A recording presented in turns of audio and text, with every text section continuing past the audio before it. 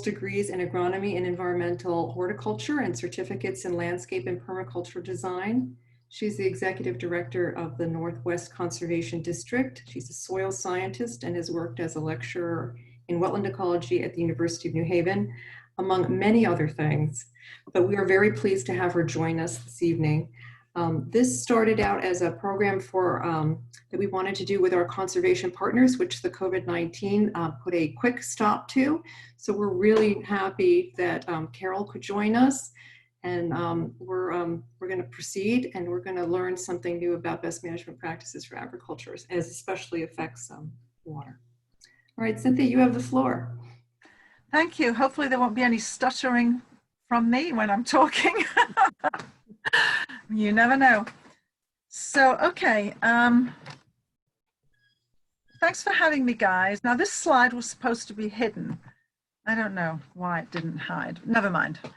So I'm going to touch on quite a few different issues that all come back to protecting our natural resources. And the focus of the talk tonight is on water resources, but water resources are affected by so many other things. So we're going to touch on some of these topics here on this slide, and I am going to spend a few minutes talking about soil because a healthy soil is more important to our overall healthy ecosystem, and also is very much a part of protecting our water resources as well as other things.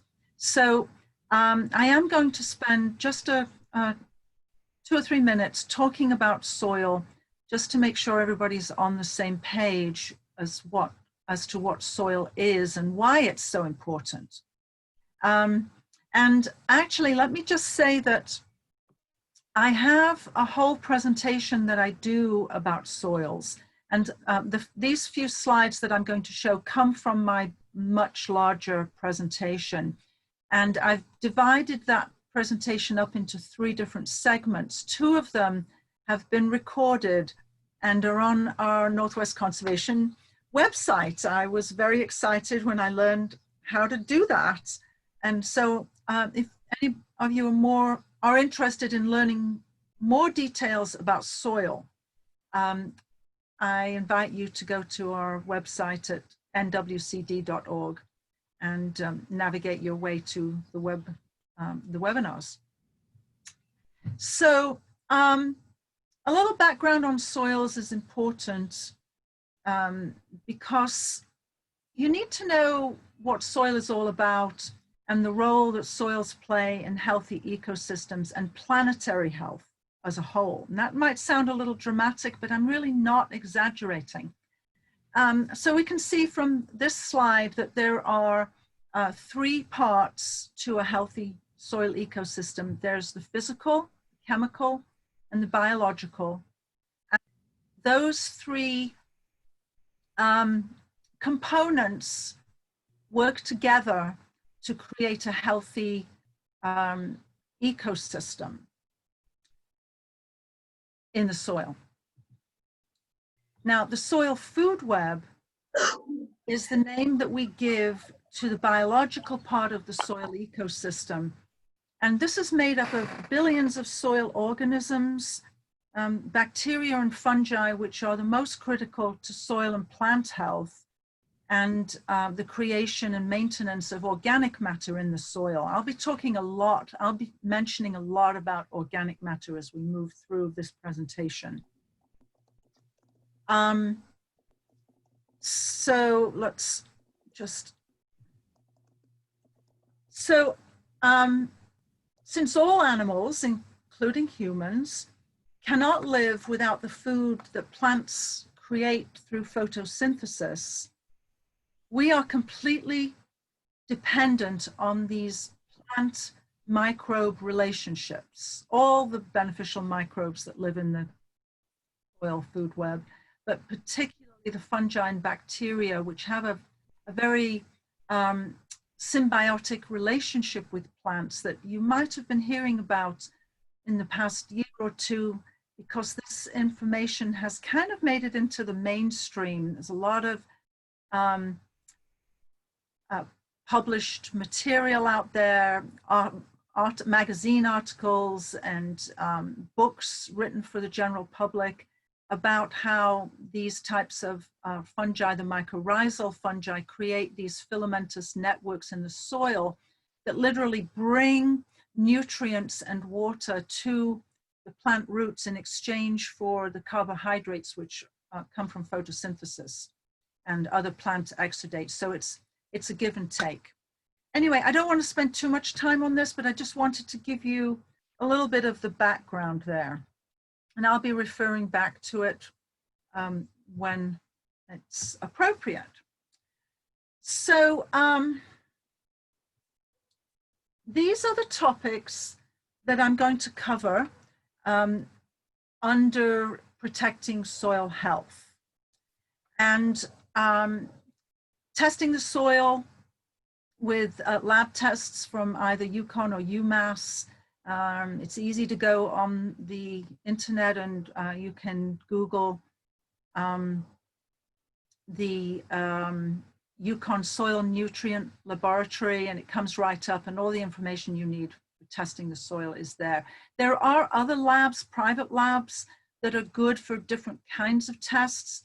It's not appropriate. We don't need to go into that here, but if anybody needs information about plant tissue testing or biological testing of the soil, you can always send me a quick email.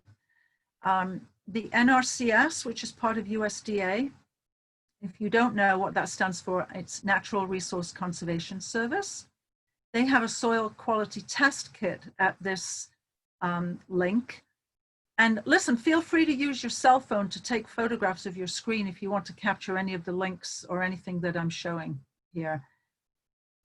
We're going to cover each of these other topics listed here one by one, so we'll just dive in.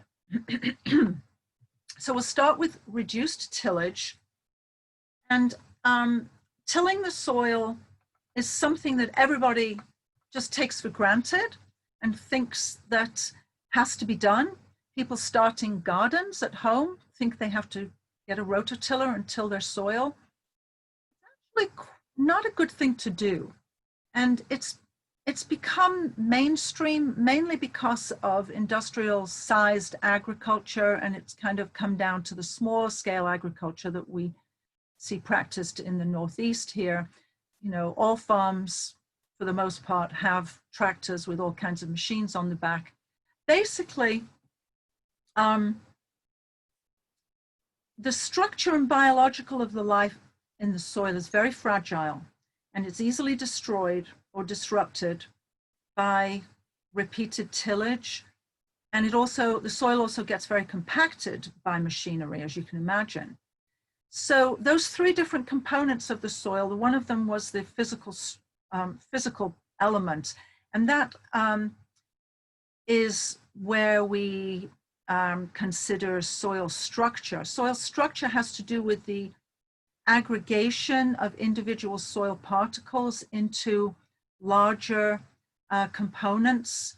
So if you pick up a handful of soil, a moist soil, and hold it in your hand and just kind of squeeze it gently, it should, if it's a healthy soil, just gently break up into little crumble aggregates that are held together with organic matter, and there are spaces that allow air and water to move through the soil, which is critical. Compacting the soil destroys all of that and eventually will lead to a diminished soil food web and unhealthy plant growth, and then to reduced organic matter decomposition in the soil. And then the end result of all that is that the soil becomes much more easily eroded, causing problems for the health of the farm in the sense of the health of the crops, and also the health of the water resources, because erosion is one of the key factors that affects our natural water resources. So the second element is, after reducing tillage in the soil and ultimately eliminating tillage altogether, that would be the ultimate goal. And it can be done. We won't get into the details of how, because we don't have time to drill down, no pun intended, into the details of each one of these things, or else we'll run out of time. Anyway, the next step would be to keep your soil covered at all times with mulches or living cover crops. So mulches and cover crops protect all three of the ecosystem factors, the physical, the chemical, and the biological, and help maintain that healthy level of organic matter in the soil. So organic matter, as I said before, helps to bind the soil particles together, helps to encourage cohesion in the soil, reducing erosion, and also increases porosity of the soil, and the soil is then able to absorb more rainfall. So instead of a lot of rainfall running off the field, because the soil is compacted and there's a pan layer on the surface of the soil preventing good absorption of water, you have an open soil that air and water can move through. That's very important for plant growth, but it's also really important for infiltrating water into the ground and letting it work through the natural systems and get into the groundwater. That all cleans the water and helps protect our surface water resources. Okay, just checking to make sure I didn't miss anything on that. Okay, the next thing would be that we are encouraging farms to compost all their waste.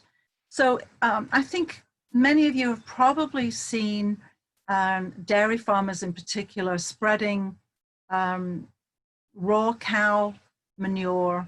It's kind of a sludgy material. Dairy waste is very wet and sludgy. So you'll often see tractors, if you have dairy farms in your area, you'll see tractors driving down the roads to the fields with a big tank, pulling a big tank, and they spread this raw sewage basically, but it's not human sewage, it's dairy waste. And this is really not a good thing for a number of reasons. You know, there's pathogenic bacteria in manure. There's a lot of nutrients in the manure which are usually in a soluble form and can easily run off. So that's not a good thing. In this slide, what we're looking at is a composting facility on a dairy farm. This was designed by the Natural Resource Conservation Service. I'm just going to call it NRCS now, from now on. This particular composting facility also is set up and designed in such a way that the farmer can include carcasses, cow carcasses. This is called mortality composting. Without a mortality composter, the carcasses of dead animals on the farm have to be buried. You know, they just go out there with a backhoe, dig a hole and put the animal in the ground somewhere on their farm. And you can imagine over the years of dairy farming, that could add up to quite a lot of carcasses, which are also contributing to possible contamination and eutrophication of the water resources. So a composting facility like this is very important. Also on vegetable farms, vegetable farm waste should also be composted. This is also an NRCS designed facility. This is Common Ground High School in New Haven, which is a wonderful, wonderful public high school for kids who want to learn. It's kind of like VOAG, but it's way beyond, in my opinion. It's a wonderful facility. You can visit it. It's on Wintergreen Avenue in New Haven, off of Whaley Avenue. It's not far from Southern Connecticut State University. They have an amazing facility there, and it's well worth a visit if you're ever in the neighborhood. So they compost all of the waste that comes off, all their plant waste that comes from the farm. They compost all their food waste from the school cafeteria and that sort of thing. There is no animal waste here, as far as I know, although now that I'm saying that, I think they may have chickens there, so that might get added. The roofs and concrete bins of these composters help to keep the nutrients and bacteria from leaching into the ground and the groundwater. And the finished material has a higher concentration of nutrients when it's added back to the fields at the end of the process. Next, I want to talk about erosion. So this is a field. It's not in Roxbury, but it's in your general area. I will not say where it is. You can't see it from the road anyway. But both of these slides were taken. So this is one location basically. And I'm looking up the field from the bottom of the field in the left photograph. And in the right photograph, I've turned around and I'm shooting out into the woods that continue on from the field. As you can see, the gully, or sometimes those are called rills, you might see the word in the literature. When a soil is left bare for any length of time, you're going to have some erosion. In this particular case, the soil was left bare from the end of the crop season in the autumn of one year right through until the spring planting season the following year. So that was about 5 or 6 months, and a great deal of damage occurred. As you can see, there's a lot of sediment at the bottom of the hill, a decent sized gully there. And there were more gullies across the field, but obviously the scope of the picture doesn't show the entire field. I wanted to show this second picture because the sediment doesn't just stop at the bottom of the field, it's continuing on into the woodland. And you can see the gully is continuing there where the obvious erosion is showing. But if you look to the right of that gully, you can see where the sediment is kind of splayed out on the surface of the soil. There's some clumps of brown, not very healthy looking grass there. And most of the understory vegetation has been kind of smothered by the extent of this sediment coming off the field. So this is a very serious problem all over the world, and especially in the United States, actually. The eroded material can be very detrimental to other ecosystems. You can see the woodland that's impacted here, but eventually the sediment will slowly make its way downhill unless it's trapped by some strong vegetation or some other system, which we'll talk about later. But eventually the sediment makes its way off of farm fields and into rivers and streams. So the ultimate effects of erosion off of farm fields, or anywhere for that matter, home grounds, sand spread on the roads that get into the storm sewers, all that kind of thing. The ultimate effect is the deposition of material into offshore areas around our coastlines. So as you can see, this example is the dead zone in the Gulf of Mexico, and it's by far one of the most dramatic examples. And about 150 years or more of farming in the Mississippi watershed has vastly diminished the depth and health of those wonderful prairie soils. And so much of it has ended up beyond the mouth of the Mississippi Delta, at where it reaches the Gulf at New Orleans. And you can see how big an area this is, spreading east to west here. In these kinds of situations, marine biology is seriously affected and may in fact be absent altogether. So what can we do to prevent some of these problems? One thing is this management practice known as planting on contour. So if you think back to the gully in the eroded field, that gully was coming straight down the hillside, and that's considered perpendicular to the contour. When we talk about on contour, we're talking about coming around the hillside parallel to the slope, not straight down. So that's what we mean by on contour.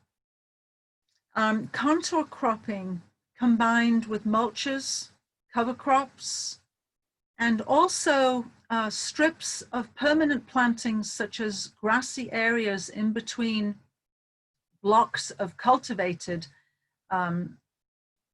land all help to avoid the problem of erosion.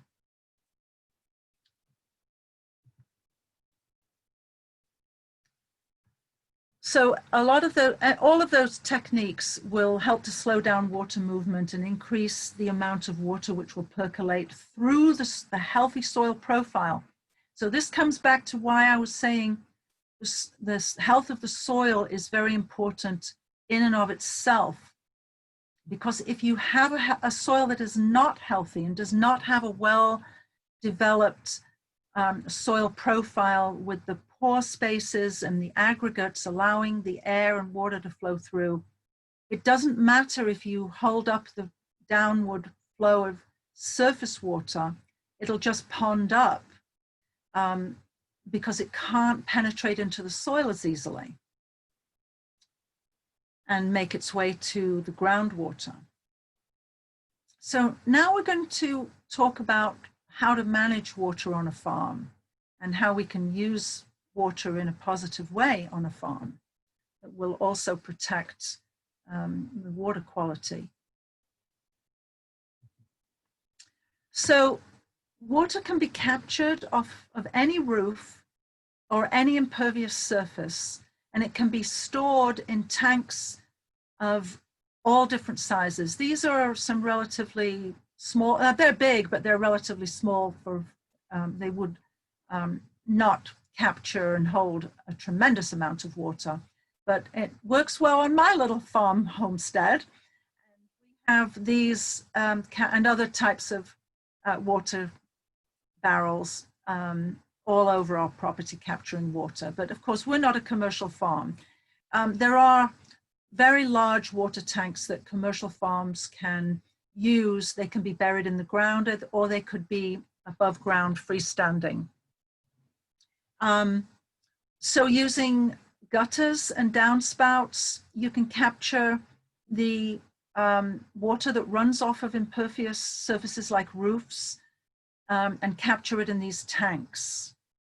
Buried tanks can also capture water at the ground surface, so water coming off of parking lots and driveways, even the unpaved ones that you see a lot on farms, water will still run off those because those areas are very compacted.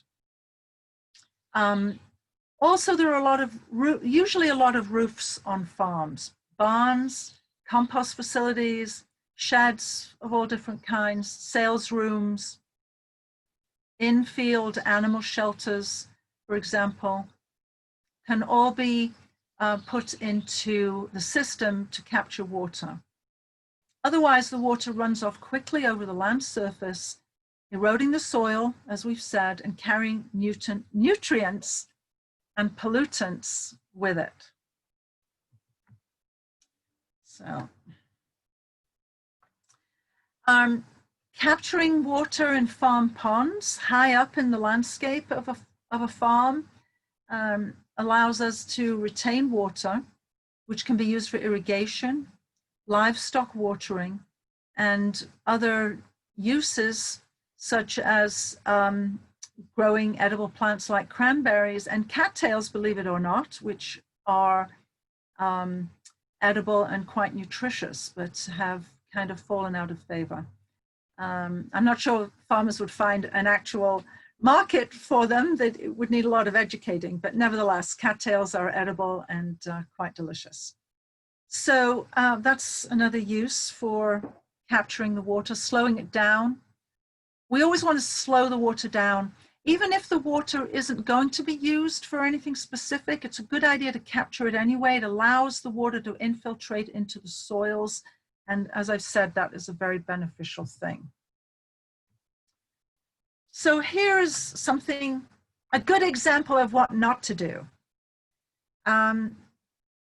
Allowing livestock direct access to surface water causes contamination from manure and also from the sediment that, because they are digging up the sides of the, in this case, a stream, but it could be a pond, whatever. They're digging up the soil on both sides. That soil is going to erode into the watercourse and be carried downstream. It's also not a healthy source of water for the animals because of the contamination. Livestock should be provided with good quality drinking water.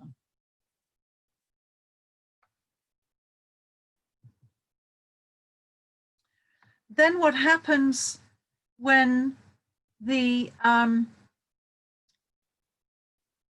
when soil is eroded and the sediment moves and it's carrying nutrients from the farm fields, we end up with eutrophication. I'm sure, and you know about this, obviously. Here's an example of a pond in Litchfield that is quite showing evidence of quite a lot of over-nutrification here. This was just taken last week, so it's quite early, and we've had, you know, quite a bit of cool weather until the last few days. So this is very early, I think, for this amount of eutrophication to be seen. Maybe not, but it seemed early to me anyway.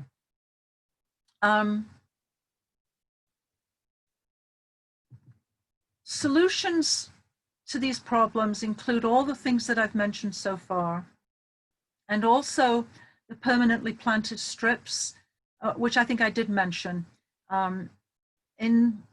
located in strategic locations to create a barrier between farm activities and the water resources. So these planted strips also increase water infiltration. So I'm kind of being a little repetitive here because a lot of the solutions that we want to employ are finding ways to infiltrate water coming off of farm fields. That's why it might sound a little repetitive to you. The plants in these buffer strips take up the water into their structures, and they can sequester nutrients coming off the fields, and also in some cases can neutralize pollutants such as farm chemicals that are used. And they can just physically trap the sediment that comes down from erosion and at least stop it from getting into the open watercourse.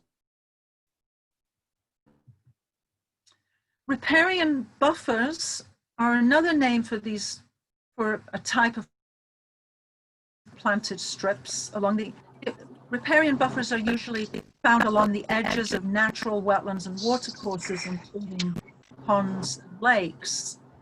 And their presence has a lot of beneficial effects, which I've listed here, as well as protecting the water quality itself. The riparian buffers also protect against serious flood damage and provide structural support for stream banks, habitats for wildlife, and so on.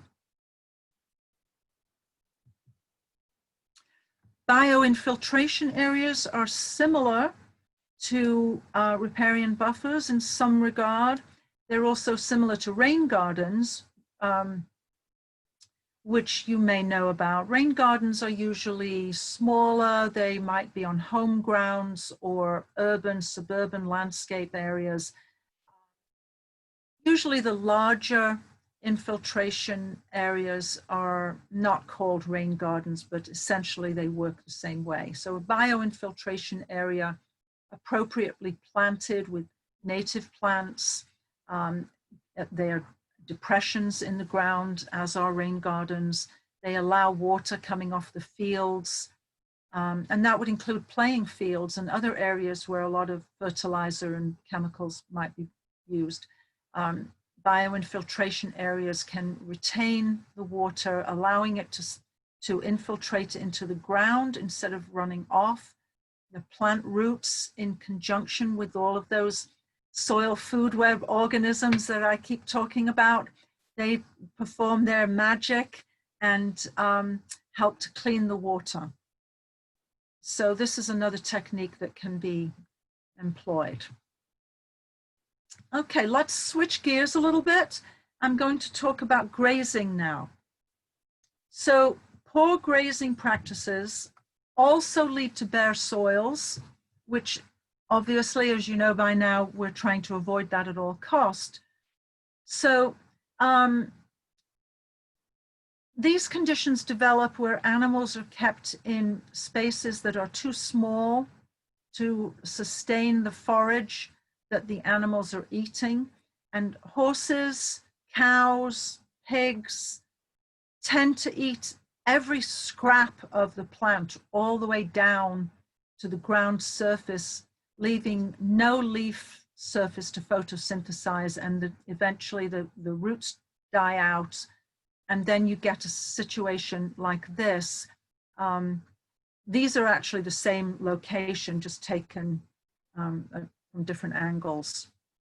And you can see that there are piles of manure in these in this pasture. It's not a pasture, it's a paddock, excuse me. There's no pasture.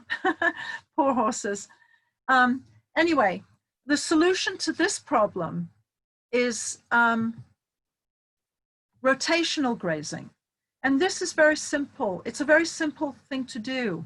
Rotational grazing allows animals to be moved from one fenced paddock to another whenever the forage is grazed to a certain height, say, 3 inches, 4 inches. It doesn't really matter as long as it's above the ground surface so that the grass will recover. Kind of like after you've mowed your own lawn. You can, some people mow their lawn pretty short. 2 inches is considered the optimal height to mow a lawn.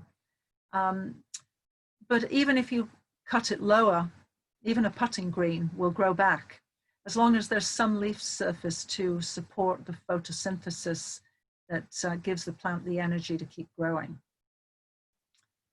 So this practice allows the forage to regrow and protects the soil. Again, keeping the soil covered with a permanent crop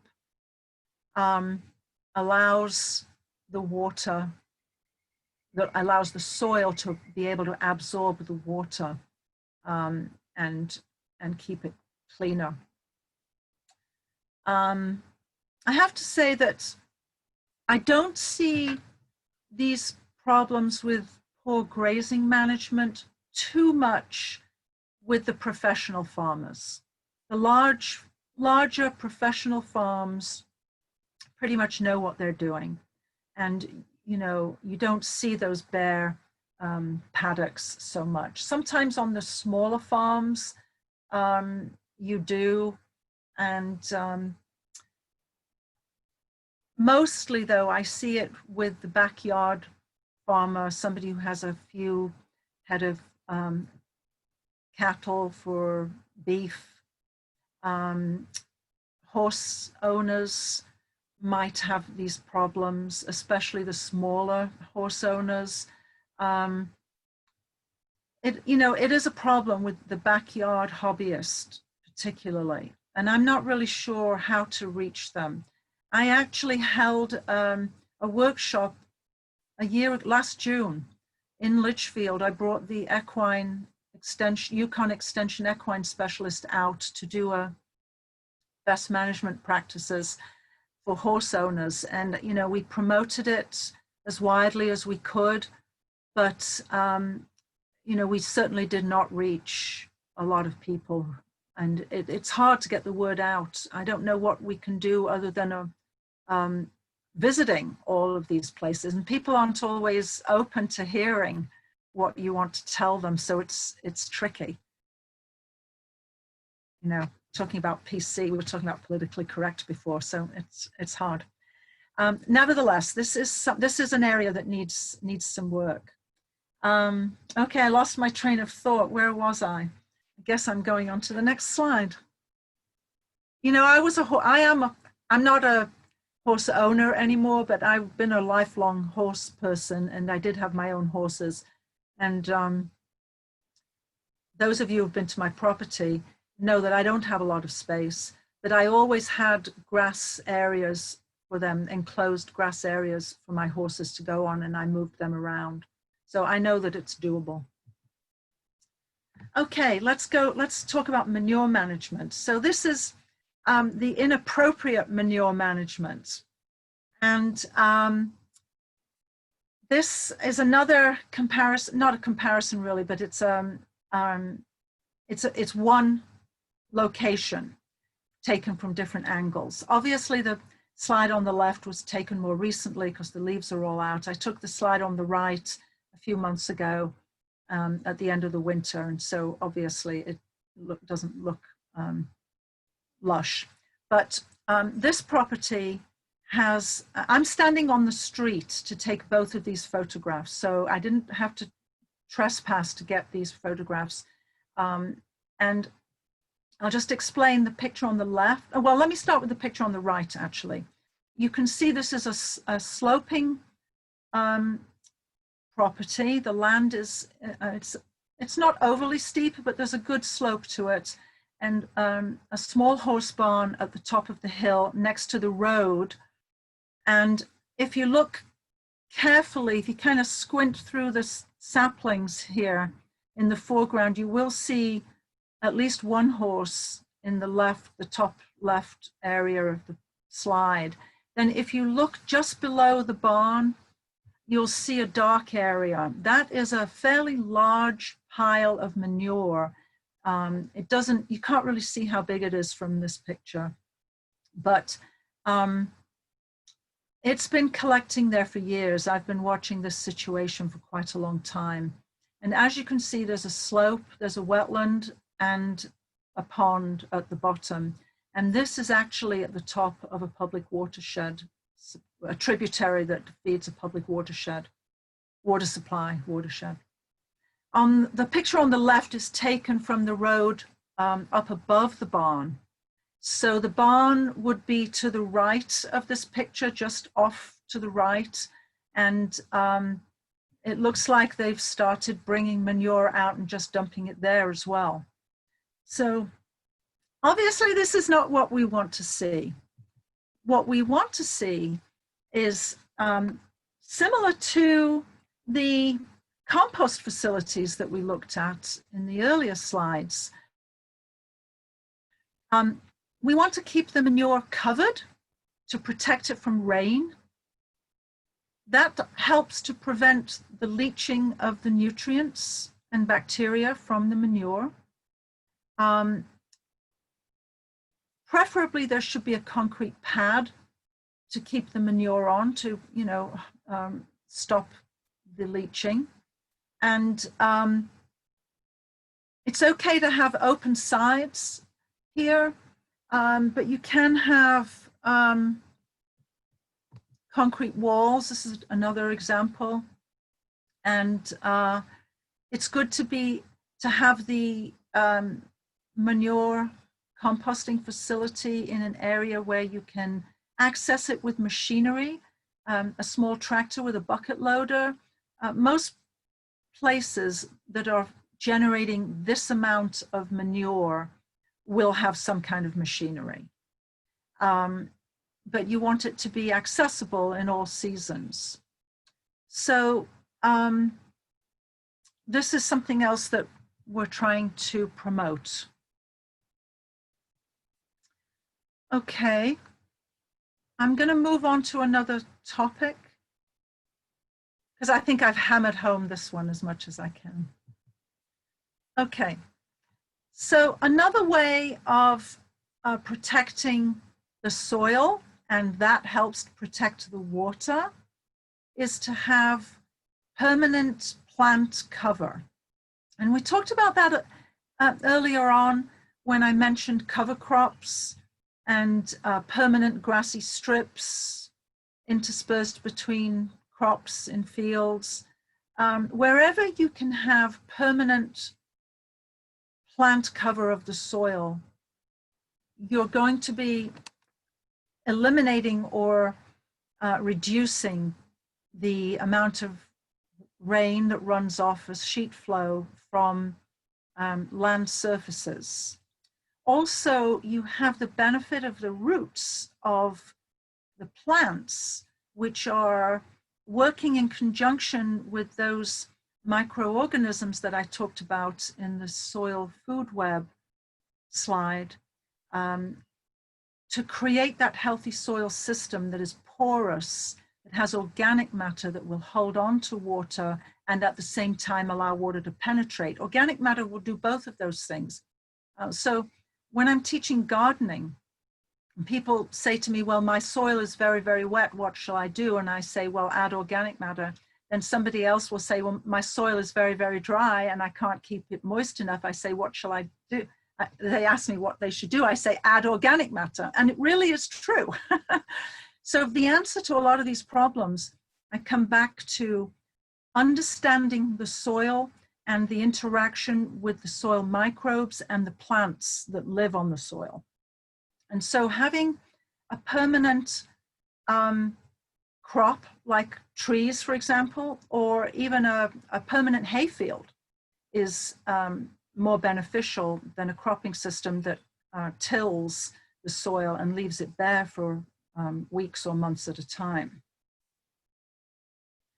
So here I'm pointing out a system called agroforestry. And agroforestry is the agriculture of trees, and silvopasture is the name for agroforestry with animals involved. So silvopasture is the grazing of animals underneath a permanent tree crop. So growing fruit or nut trees or any kind of perennial agriculture, as I said, is less damaging to the soil and the environment, including water resources. Another example of agroforestry is an edible forest garden.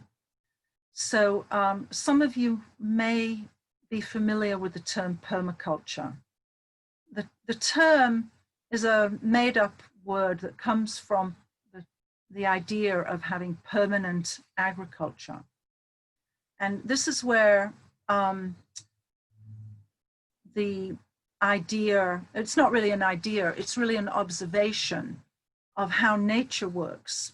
So in nature, it's very, very rare to have areas of the land completely bare. Even in the southwest of our country where we have deserts, very dry landscapes, there are still plants there that might stay dormant for a good amount of time, but their root systems are there holding the land together. Of course, we're seeing serious desertification in other countries, especially in the Sahara area, where the desert is extending. But that is not entirely due to natural forces. We won't go into it, but there are a lot of factors that are creating that bare, sandy, Saharan type desert that, you know, the Lawrence of Arabia sand dunes that we think of. Most of the planet is covered by plant material. to some degree. We obviously have very lush rainforests in the northwest part of our country, and we have equatorial and tropical rainforests that are extremely well vegetated. And, you know, it does vary around from different climatic zones. But nevertheless, the natural of the earth is to clothe itself in plants. And this is kind of an interesting topic. I'm diverging a little bit. How much time do I have, Barbara? I don't want to overrun. Am I on schedule? I can't hear you. You're muted. So. It's about 10 minutes to 8 right now, Cynthia. Okay. All right. Well, I'll wrap this up. But just I'll finish up with this saying that going on in this idea of looking at nature and having a permanent agriculture and seeing how nature does it if we leave nature to itself, the idea of an edible forest garden and agroforestry has come to the fore. And looking at the tree canopy in a forest and the understory shrubs, the herbaceous layer, and plants that have substantial roots that can be beneficial to us, vines. So there are 9 layers have been identified in the forest, and including the mycological layer, which would be the fungi.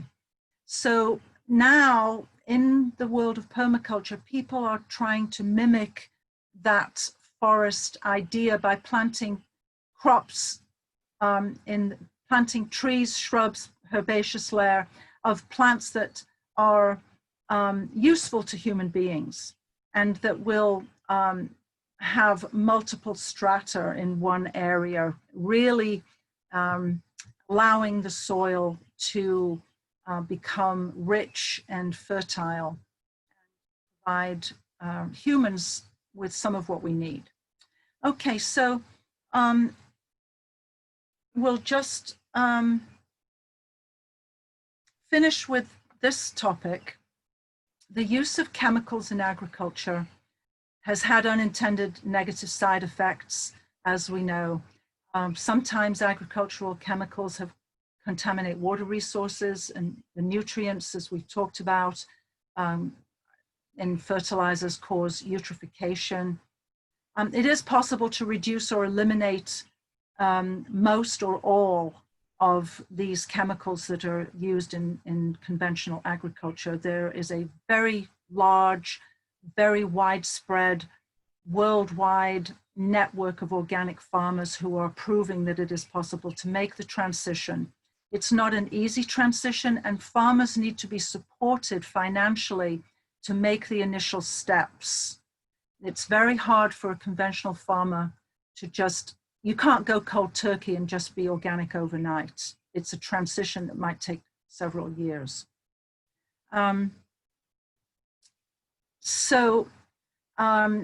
Again, practicing healthy soil practices, building healthy growing environments, use a soil test and fertilize only when the soil needs it, not on a routine basis, but on the basis of a soil test. Practicing integrated pest management, which is a system that includes traps, pest traps in the pheromone traps in the fields to attract pests that are counted and monitored on a regular basis, I think weekly or bi-weekly, and then pest control measures are only used when threshold levels of the pest insects are reached, rather than a weekly spray just in case. So that can minimize the amount of chemicals that are being used. And those are good control measures to implement during a transition from conventional to organic. The Yukon Cooperative Extension System is the place to go for farmers wanting to learn about IPM, and the link is there, but they can certainly be reached. You know, you can Google all of these things and find them. Last few slides are, I'm just going to whip through them. These are programs that are available to farmers through various organizations. and I provide the contact for some of these at the end. So this particular program, the Conservation Planning Assistance, is very, very important.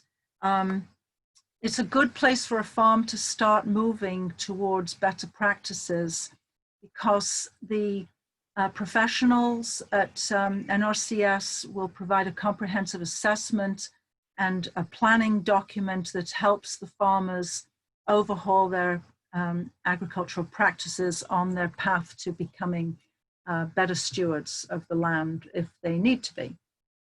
And the Conservation Stewardship Program also supports farmers in moving towards no-till, improving grazing conditions. And there's funding available through NRCS, through the EQIP program, the Environmental Incentives Program.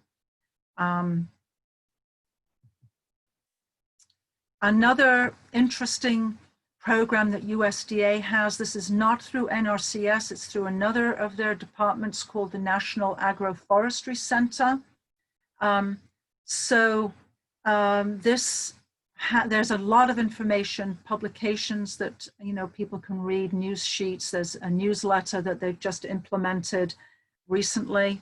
I think that farmers or farm advisors can access and refer to. This is the contact information for the Litchfield County USDA-NRCS. They are located in the same building that my organization is located in, but we're not in the same office.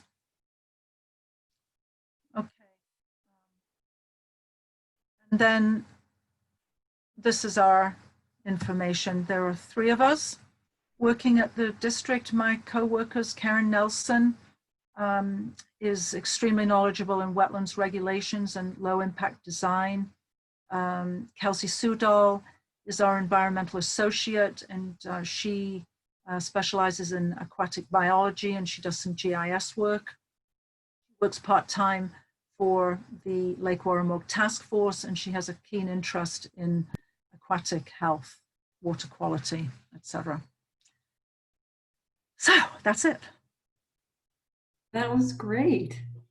That was a huge amount of information boiled down very quickly in an hour. Thank you so much. I know, I'm sorry if I whipped through it. No, it was great.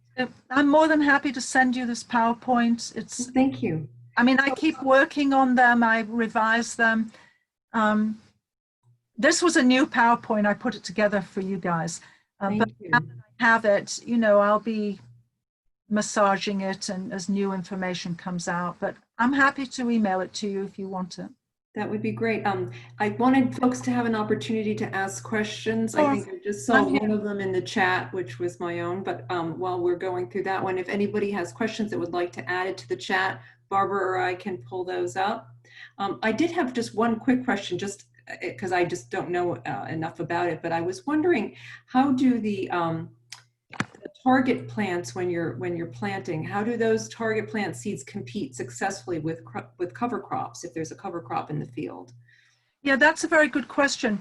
There are systems that farmers use to knock down the cover crop. There are ways of, some mow it down.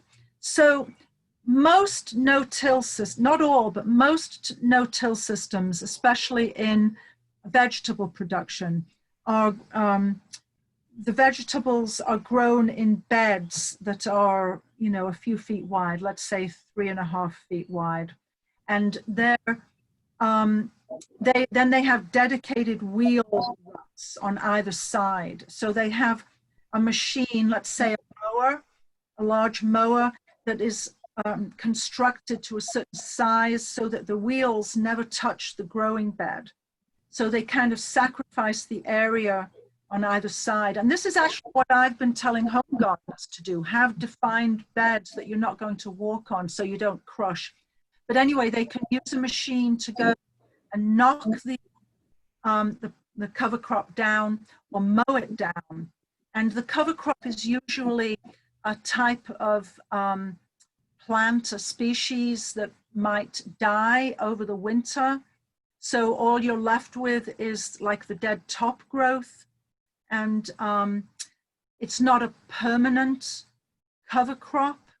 In other words, it's not a perennial to compete with the plants. But leaving the roots, the dead roots in the ground is okay, because those will very quickly decompose into organic matter. The microorganisms of the soil are voracious eaters. They feed, they need food, and they need carbon, a lot of carbon and nitrogen, but the dead plant material is like candy. And so they come in, and so they're breaking it down very quickly. And so the new plants that are going in don't have as much competition as you would think. Great, great, thank you. Does anyone else have any questions?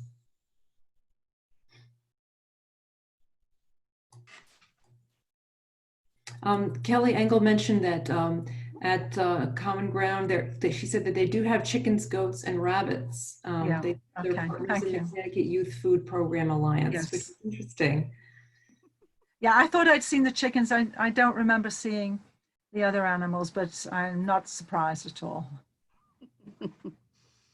I did have where to go? Okay, I got it back. I did have a question for you about rain barrels and other water retention systems. Mm-hmm. I know that in the Hartford area, the MDC has programs that hand out water barrels for homeowners to install on their property. And I'm curious if there's anything similar in this area that supports homeowners and property owners in installing that type of system. Well, I think Carol from Pompano River Watershed Coalition, who's one of, are you still here, Carol? I'm still here. Yeah, didn't your organization do a rain barrel giveaway program? Was that you or was it Flanders? Or both? That was us. We had a workshop at Flanders. We've had rain barrel workshops the past 3 years, and it's been a program supported by Coca-Cola and River Network, which is a national river organization. And we're not hosting workshops this year. They changed their priority areas to organizations that hadn't participated before, and more urban centers.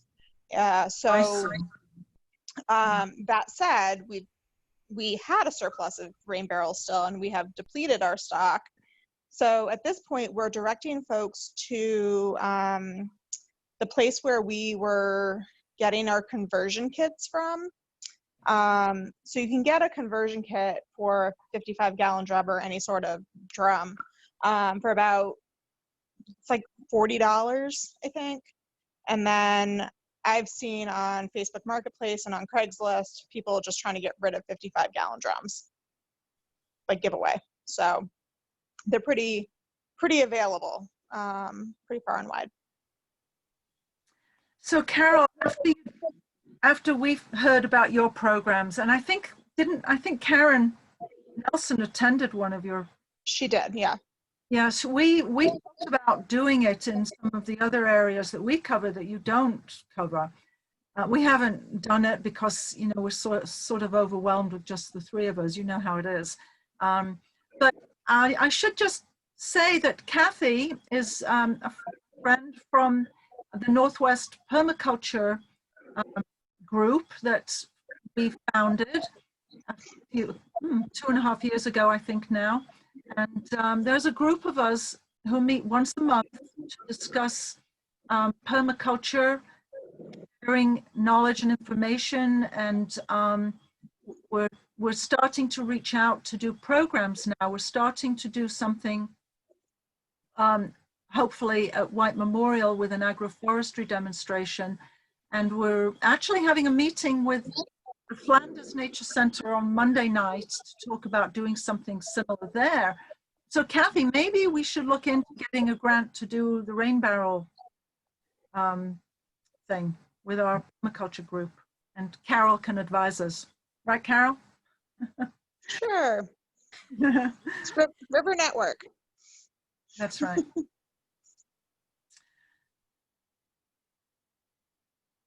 Anyone else have any final questions? All